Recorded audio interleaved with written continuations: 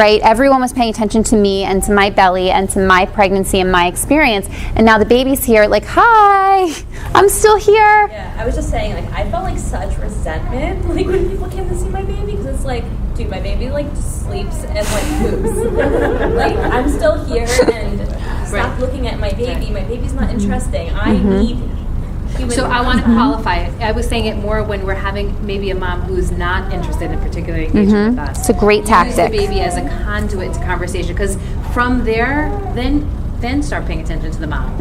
See if we can get the mom to then give us eye contact and have I guess conversation. we should watch though. Like, what if the mom was stiff and like I totally would have been like stiff, like back off, like I. Look, I think we need to anticipate that there will be mothers who will not be happy with us. Right. And we can, and we have to. Are you superimposing yourself on all women who have babies, or can women opt in or opt out of the We program? are superimposing ourselves on all women who have babies but let's say because there's on purpose, time. because we don't want mothers to feel like we're picking on them. So we don't want to only give it to those who, maybe might have a problem. We're No, but unifying there's it. an opt-in or an opt-out. It's So not here's that the you're thing: targeting. every mother will receive a phone call from us. Every mother will receive a bloom bag from us. How that conversation goes is going to be up to you. You need to trust your own instinct as a woman, as a community member. Trust yourself. If you're getting pushback, respect it.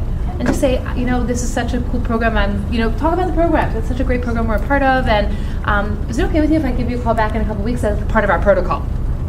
Blame it on the protocol. Be respectful when someone says, I really don't want to have this conversation. And you could say right back to them, say, totally understand that. I mean, just want you to know that we're here for you. There's also an insert in the bag with all the resources anyways. Right. So, I mean, you can at least feel like, we're giving by you the something. way, like, check out the bag. Like, if you need resources, we have, like, vetted resources here. So even if they don't want to talk to you, like, at least we're giving them that so they can go get the card out of the bag and, like... These are all life preservers, right? Like when someone's floating, you want to throw them life preservers, and you don't know which one is going to work. So it might be the emotional, it might be the physical, it might be the medical, it might be the breastfeeding, it might be the sleeping, it might be just the bag, right? But your job is to just be warm, be present, be curious, and offer them you. And by offering them you, you're doing everything right. And if they aren't in a place where they want to accept you, that's okay. It's okay. It's not your failure. You've done everything right.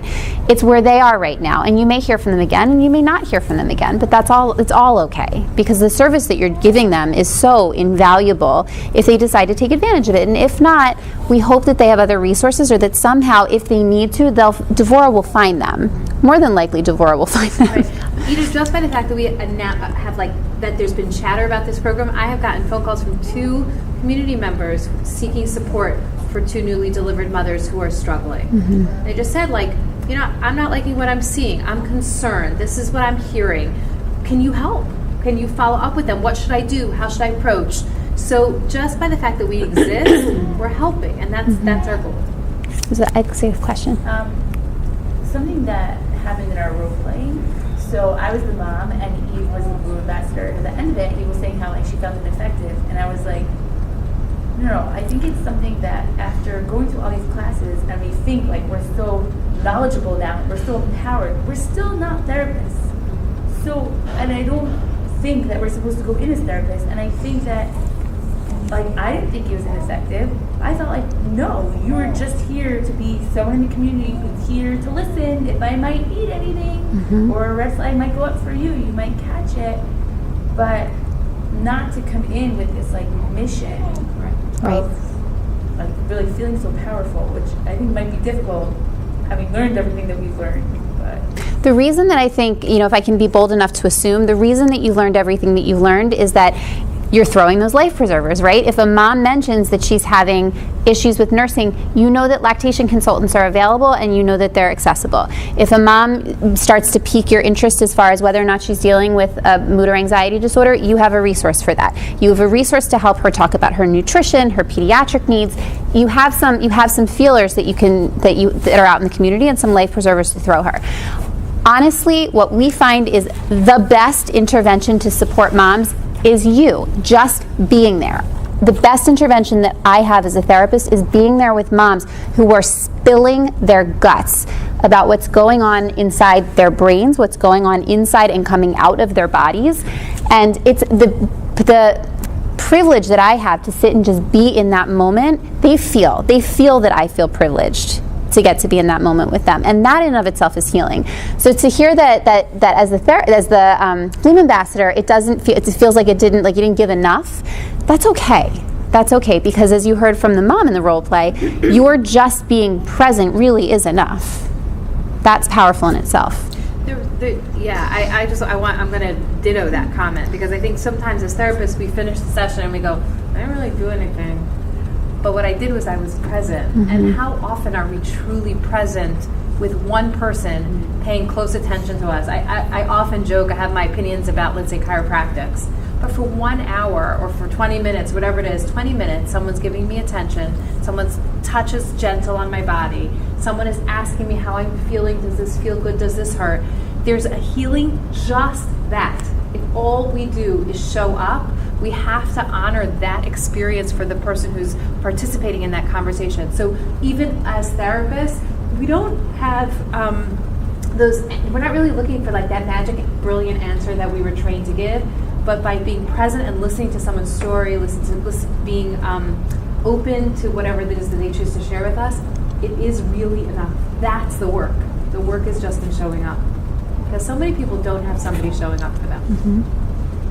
Let's do one more. I think we have time for one kind of switch in the roles. So whichever role you switched into for your second role play, let's go there and take a couple minutes. And when you're ready, you can start. Yeah. So what do you do with a healthy mom? Mom who's maybe she's had other babies. She knows what to expect. She's got lots and lots of friends. She's got the meal support set up for months and months in advance, and everything's really going okay. You come and deliver the bag, and then you go on your way. Is that okay? Yes. Yeah. I mentioned I was the moderator. I just mentioned, we have these resources in the bag in case you find a problem comes up with nursing or something else. Yeah. Or maybe you're going to know you're going to meet one of your friends who just had a baby who might need some resources. Oh, very good point. Great point. Great connection for her. So for mom who has everything figured out and who feels like she's rocking and rolling and it really does feel good, mentioning to her, even if these resources aren't applicable for you, they might be for someone who you know. So hang on to them. That's a great point. Good. What else came up in your discussions?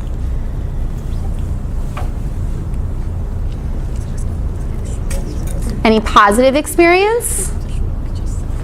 Moms, did you feel supported? Yeah, sometimes just chatting. Mm-hmm. Yeah, oftentimes that's what's needed. Yeah. My one of the best parts of what I get to do at Postpartum Stress Center is I run the No Longer New Moms group. Did I talk about this last time I was here? So when I was new at this center, I started running a new moms group, and it meets in 6 weeks, and this is available. We run it when there's a critical mass. We run it for 6 weeks, and moms come with their babies for an hour around lunchtime, and we talk through breastfeeding and return to work and leaving the baby so that you can engage in some self-care. It's a great group, and it's when it runs really well, things like, I had a mom who learned how to use her stroller in this group because she was having such anxiety about, I don't know how to use the stroller well enough that I can get it to open and close at the trunk of my car, and so I feel self-conscious and I don't know how to manage the baby. So I had another mother who stood up and was like, here, let's figure it out. So they did it. Those kinds of things happen in this group, and it's lovely. About 18 months ago, one of the groups said we'd like to do something continuing, so we developed the No Longer New Moms group. And so that group meets once a month without babies. It's the first Thursday night of the month, and it's moms who some of them are still sort of struggling with whatever was happening after the baby was born, but for the most part, it's really just about women being women and moms being moms. And the topic, for example, that we discussed this month was in-laws. What do you do with in-law relationships? We talk a lot about marriages. We talk a lot about boundaries and self-care and negotiation in our marriages and parenting. But the opportunity just to sit and chat is what these moms really get out of it. We're not really doing therapy. We're doing some really good support. It's almost instructional in that they really like the handouts that I bring and the exercises that we go through. But the value for these moms is being able to come together and just exhale and be moms it's a special time, and it has been, of the groups that we've run, it's been the most successful for over the last 18 months. It's been really, really great. So I think if it feels like you're kind of just chit-chatting, getting into that rhythm is also incredibly valuable, only because it's so fulfilling for moms to be able to just sit and be mom, right? And be woman, and just whoever you are.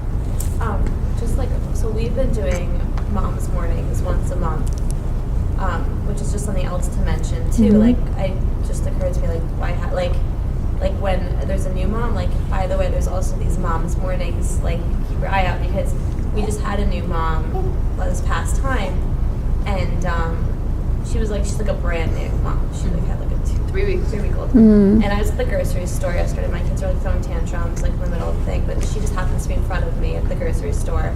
And it was just a new connection, because when you're a new mom, it's the chit chats, the things like that. So Mm-hmm. it's even our little thing that we're doing is another way to just bring Another resource. Yeah. Are these groups in the packet?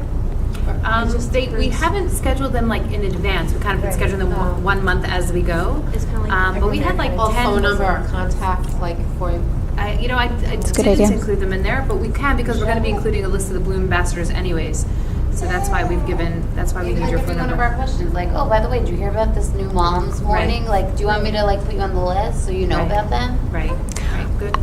Sometimes moms ask me, when we talk about how to get out with your baby and where to go, sometimes when I offer resources, they'll say, well, my baby's not really old enough for story time at the library, or I don't feel like my baby will get anything out of it. And I like to remind them, it's not only about your baby, it's about you. And if you show up at the library every week, the mom that you're sitting next to every week is eventually going to talk to you, and you're going to talk to her, and your baby will eventually appreciate it. Wanting to make connections with new moms, when I moved to a new neighborhood, I started taking, she was probably 2 months old at the time, I started taking her to library time, which was so silly. She couldn't do anything, but the moms thought it was so cute that she was there, and I made some nice friends. So reminding them that it's okay to show up for this stuff, because it's just as much about your self-care as it is about your baby's enrichment or whatever you're going to these different classes or opportunities for. So I want to be mindful of the time, and I know that you have another topic to discuss. Well, there's only 5 minutes left. I think we'll just open up to that. Any follow-up questions for Hilary? Though if you can stay for 5 minutes. Yeah, are you able yeah, to stay? yes, I can, Okay, yeah. okay. You know that there's no cell service down here, so. It's silent anyway. All right. I just wanted to finish off tonight talking a little bit about